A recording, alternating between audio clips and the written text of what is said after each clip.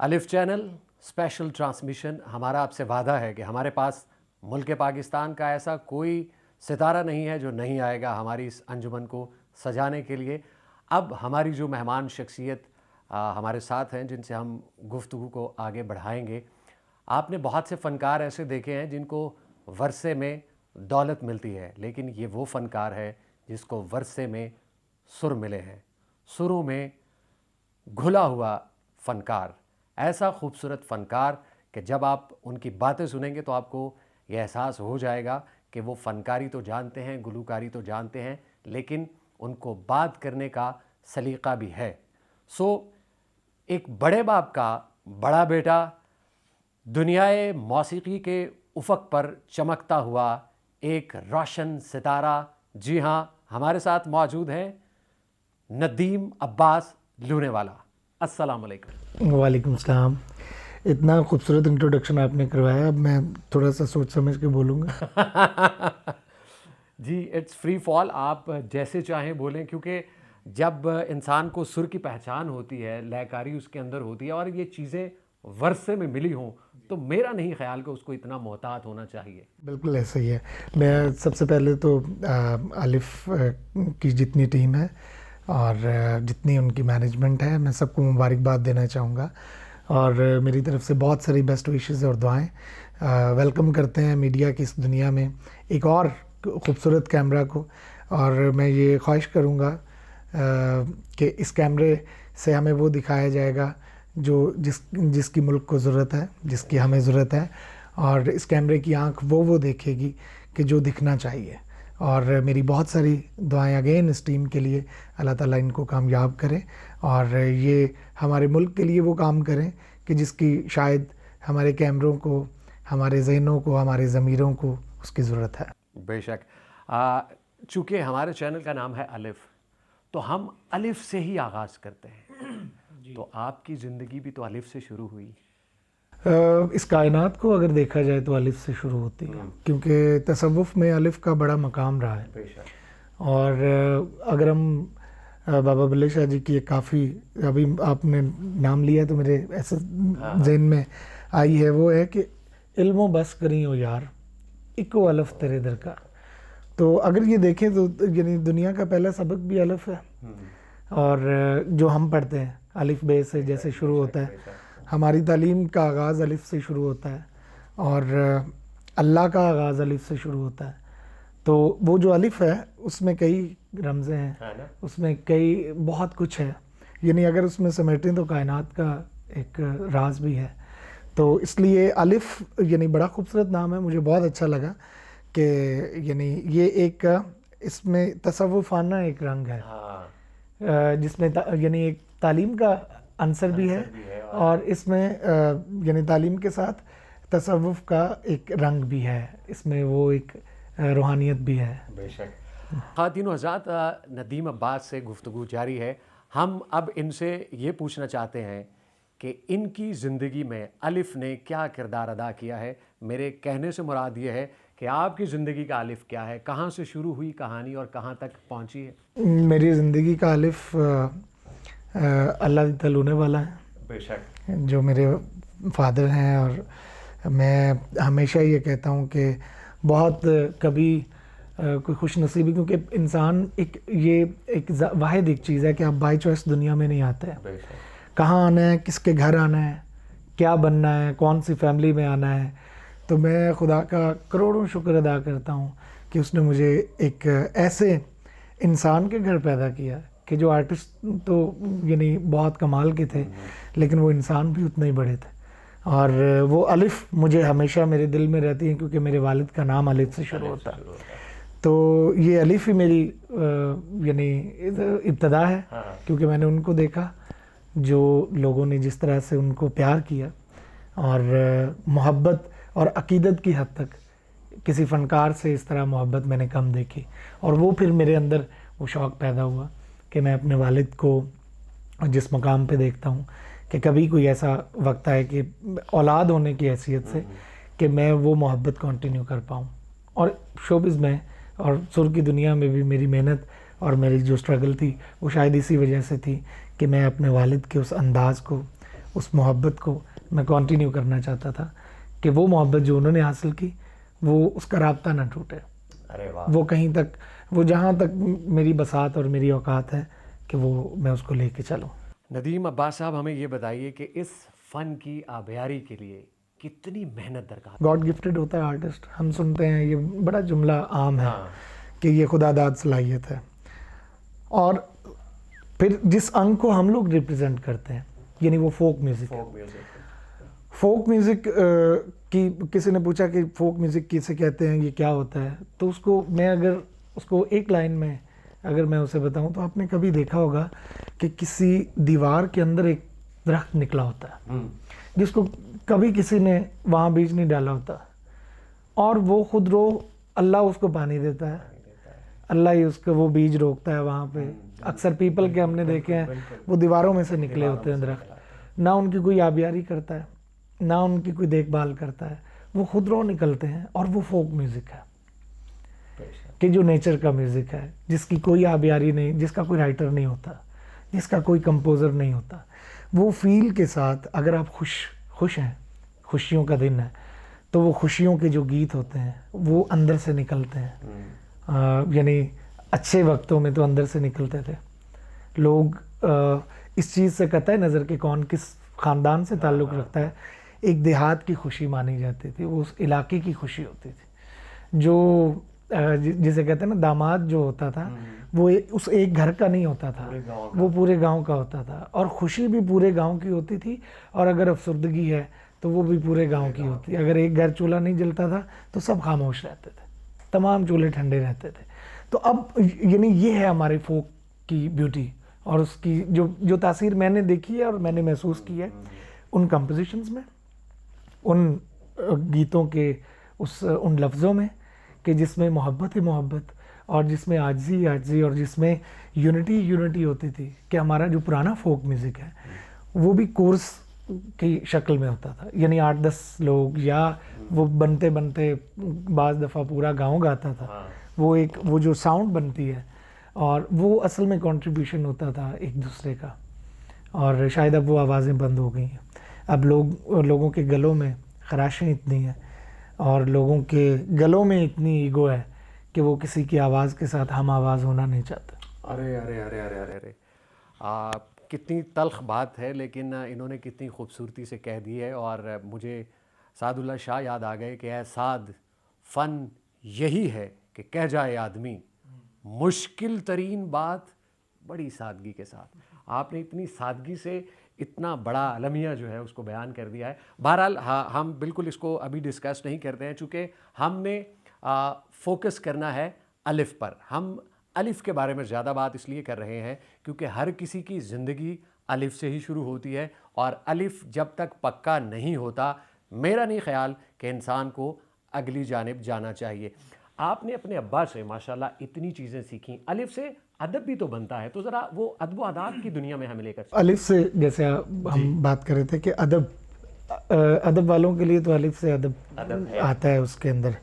اور جس فن سے ہم لوگ منسلک ہیں، یا یعنی ہم نے یہ دیکھا ہے کیونکہ ہمارا بیک گراؤنڈ جو ہے وہ دیہاتوں کا ہے، اور دیہات میں ہم نے یہ دیکھا ہے کہ جو ایک اسکول ٹیچر ہوتے تھے، لوگ ان کے گھٹنوں کو، ان کے پیروں کو ہاتھ لگاتے تھے اس دور میں.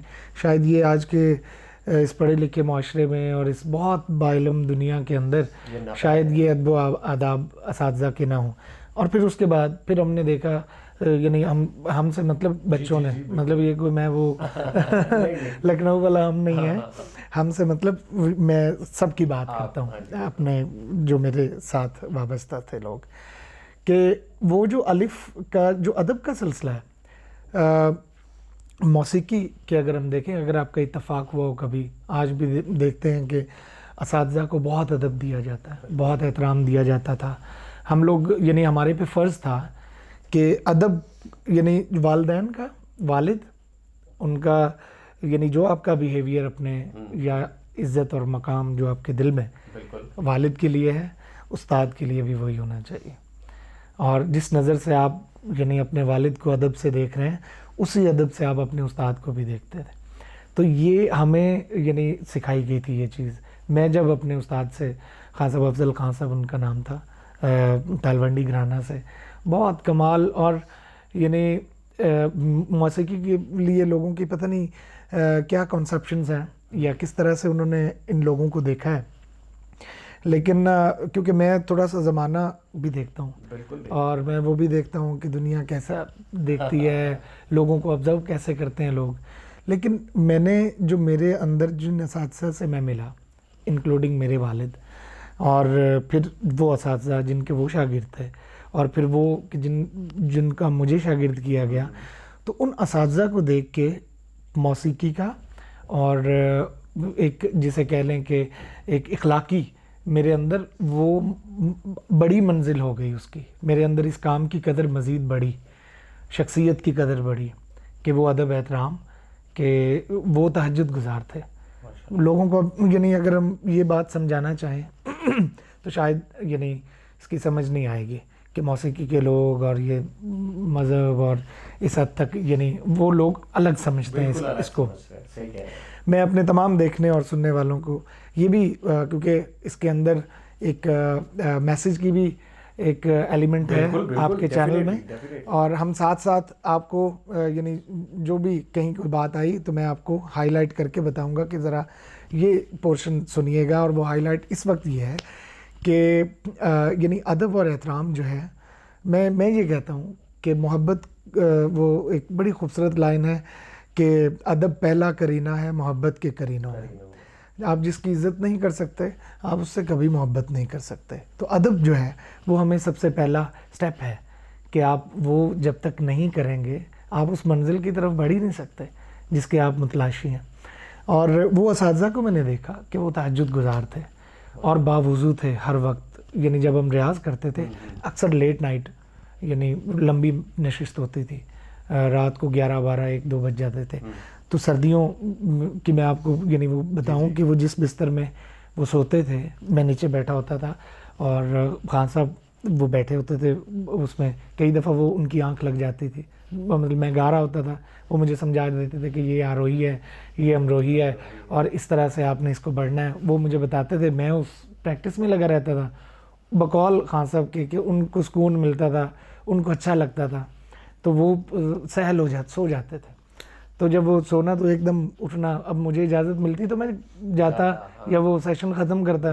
اب وہ سوئے میں لگا ہوں، وہ کر رہا ہوں پریکٹس، پھر ایک دم ان کی آنکھ کھلنی ہو، وہ اچھا بیٹا ہو رہا ہے، وہ یار میں نیندر آ گئی سی. میں نے کہا اچھا جی ٹائم کیا ہوا ہے؟ تہجد کا ٹائم ہو جانا، کئی دفعہ 3 بج جانے 4 بج جانے.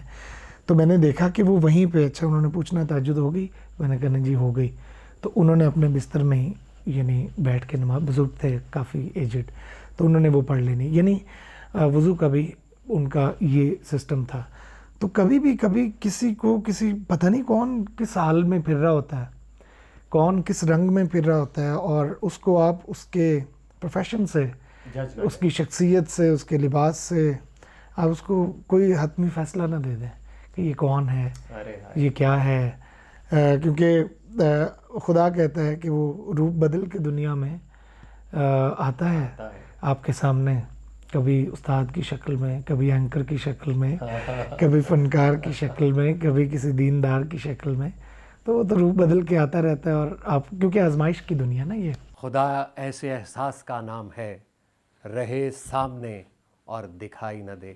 تو یہ وہ والی باتیں ہیں. ہم نے آپ سے پہلے کہا ہے کہ ہمارے چینل پر آپ کو یہ وہ فنکار ہیں جن کو آپ نے بے شمار ٹیلی ویژن چینلز پر گفتگو کرتے ہوئے دیکھا ہے، لیکن الف ہی ہے، اور جب یہاں سے کوئی بات آئے گی تو اس میں بڑے معنی چھپے ہوں گے. ہم تعلیم اور تربیت دونوں کا جو ایک حسین امتزاج ہے اس کو ساتھ لے کر چل رہے ہیں. میں نے آپ سے پہلے کہا تھا کہ اتنی سلیقہ شعاری آپ نے بہت کم فنکار دیکھے ہوں گے. وہ اپنے کام میں بہت پختہ ہوتے ہیں اور ان کی ریاضت کا ایک ثمر ہوتا ہے کہ ہم ان کے سروں میں بہہ جایا کرتے ہیں. لیکن ندیم عباس جس روانی اور جس مٹھاس کے ساتھ بولتے ہیں، دل چاہتا ہے گائیکی کیا، انسان ان کی باتیں ہی سنتا چلا جائے. لیکن ایسا بالکل نہیں ہو سکتا. I can understand. اس وقت آپ کا جو چہرہ ہے میں اسے فیل کر سکتا ہوں، اور آپ کا دل چاہ رہا ہے کہ ہم ایک سروں میں گندھے ہوئے شخص کے پاس بیٹھے ہوں اور ہم اس سے کچھ سنے. نہ ہو نہیں سکتا. सुनते हैं नदीम अब्बास की खूबसूरत आवाज़। एक फोक लाइन है और ये हमारे यहाँ देहातों में ये शादियों पे गाई जाती थी और ये तसव्वुफ़ का एक रंग है। अरे वाह। मैं हमेशा ये कहता हूँ कि फोक म्यूज़िक जो है वो ज़ुबानी बात है, जैसे हीर वारिस शाह है, जैसे कलाम बुल्ले शाह है कि बात तुम वो शायद किसी दुनियावी लगती किसी है, एक वो कर रहे थे जब हीर वारिस शाह मुकम्मल की गई जी। तो जब वो मुर्शिद के लिए वो बना के पूरा नुस्खा वो लेके आए कि जी ये, उन्होंने कहा कि ये हीर और रांझी की दास्तान है, तो उन्होंने कहा जी आपकी नज़र करता हूँ, दास्तान तो वही है लेकिन जो असल दास्तान है वो आप खुद देख लीजिएगा इसमें।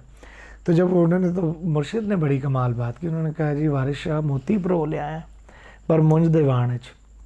अब वो मुंज दीवान क्या था, वो टॉपिक था, करैक्टर हीर और रांझा थे लेकिन बात असल में यानी उसकी हो रही थी कि जिसके लिए वजह तख्लीक कायनात की बात है, हर महबूब की महराज वहीं आके दम तोड़ दिया।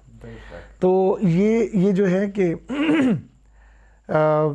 ये इसमें एक लफ्ज़ है अलिफ जी। वो यानी मैं क्योंकि आपका चैनल की निस्बत अलिफ से है तो वो उसमें एक लाइन आती है जो मुझे हमेशा से, ये मैंने अपने वालिद से सुनी, उन्होंने अपने वालिद से सुनी और ये समझ ले नस्ल दर नस्ल, यानी ये जैसे चलता है, आप ये मत समझिए कि आपके पास सिर्फ नस्ल दर नस्ल कुछ चीज़ें आती हैं, कुछ रिवायात के साथ साथ कुछ गीत भी हमारे पास इस विरसे में मौजूद हैं जिनका रावी शायद पीछे चलते जाएं तो कई सदियां गुजर जाएंगी और वो फोक म्यूज़िक जो है वो अपनी पहचान और अपना अंग, अपनी मिट्टी का कई सदियों का गुंधा हुआ उसमें आपको दिखाई देगा।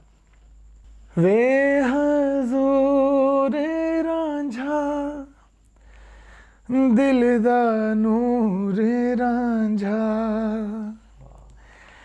वे हजूर रांझा दिल दा नूर रांझा, हो मैं गुलाम तेरी कर मंजूर रांझा, मैं गुलाम तेरी कर मंजूर रांझा, वे हजूर रांझा दिल दा नूर रांझा,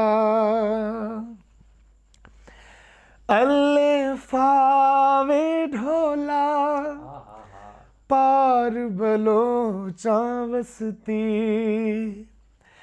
अल्ले फावे ढोला पार बलोचा वसती, ओए ढोला मन ते वसने जीवें गल दी तख्ती, ढोला मन ते वसने जीवें गल दी तख्ती, वे हजूर रांझा दिल दा नूर रांझा, हो मैं गुलाम तेरी कर मंजूर रांझा, मैं गुलाम तेरी कर मंजूर रांझा, वे हजूर रांझा।